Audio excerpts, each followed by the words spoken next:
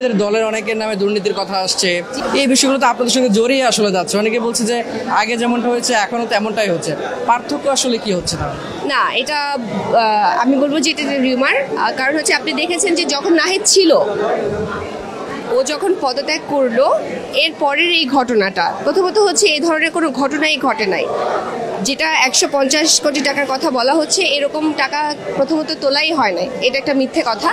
দ্বিতীয়ত হচ্ছে নাহিদ তো ওই পদে আর নাই, নাহিদ এখন এনসিপিতে আছে।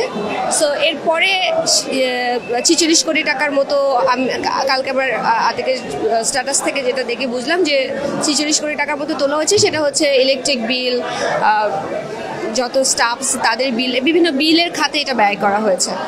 এখন এই বিষয়টা একেবারেই হচ্ছে তদন্তের বিষয়, ইনভেস্টিগেশন করার বিষয়। এমনিতেই হচ্ছে এলিগেশনস দিয়ে দিলাম, কোনো ক্লু নাই। এটা করলে আসলে ওই কাদা ছোড়াছুড়িটা হবে। আমরা যে রাষ্ট্রের স্বপ্ন দেখছি, আমরা যেটা চাচ্ছি, আমাদের সেটা নষ্ট হয়ে যাবে। কাদা ছোড়াছুড়িটা বন্ধ করে একজন আরেকজনের পিছনে না লেগে আমরা বরং হচ্ছে ওই দিকে আগাই, যেই দিকে আগালে আসলে ওই যেই কাঠামোটার স্বপ্ন আমরা দেখছি, সেই স্বপ্নটা কিন্তু প্রত্যেকটা রাজনৈতিক দলে দেখছে। মানে আমি বড় দল হিসেবে বিএনপিকেই বলবো, তারাও কিন্তু একটা গণতান্ত্রিক রাষ্ট্রের স্বপ্ন দেখছে। সেই স্বপ্নটা তখনই পূরণ হবে যখন আমরা একই সারিতে দলবদ্ধ হব, একতা থাকবে, ইউনিটি থাকবে। সো এই ইউনিটিটা নষ্ট করা যাবে না, কোনোভাবেই যাবে না। তো এই ইউনিটি যদি নষ্ট হয়, তাহলে সার্বভৌমত্ব নষ্ট হবে, গণতান্ত্রিক যে কথা আমরা বলছি সেটা থাকবে না। তো গণতন্ত্র টিকিয়ে রাখতে হলে পারস্পরিকের মধ্যে সুসম্পর্ক বজায় রাখতে হবে। রাজনীতিতে যখন ছিলেন না আর এখন যখন আছেন, আটঘাত বেড়েই নেমেছেন, চ্যালেঞ্জটা কেমন দেখেন? কতটা কঠিন মনে হয় এই যাত্রাটা?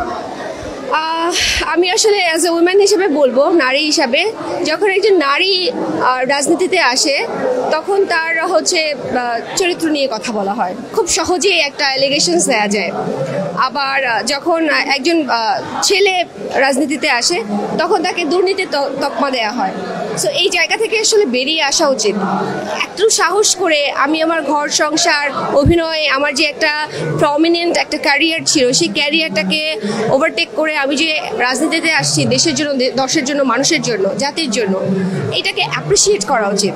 এখন আমি যখন মিছিল মিটিংয়ে থাকবো, রাজপথে থাকবো, অনেক মিছিল, হাজার হাজার মানুষের মধ্যে মিছিলে আছি, আমার শাড়ি চুড়ি নাই ঠিক থাকতে পারে, সেইটুকু কাট করে নিয়ে ভাইরাল করে দিয়ে সেটাকে নিয়ে আপনারা বিভিন্ন কথা বলা, এটা না খুব কষ্ট লাগে যে আমি আসলে মূল যে আমার কথাটা সেটা হারিয়ে যায়। আমি যখন দেশকে একটা মেসেজ দিব, সেই মেসেজটা আমি আসলে দিতে পারছি না, কারণ আপনি আমার শাড়ি চুড়ি নিয়ে পড়ে আছেন।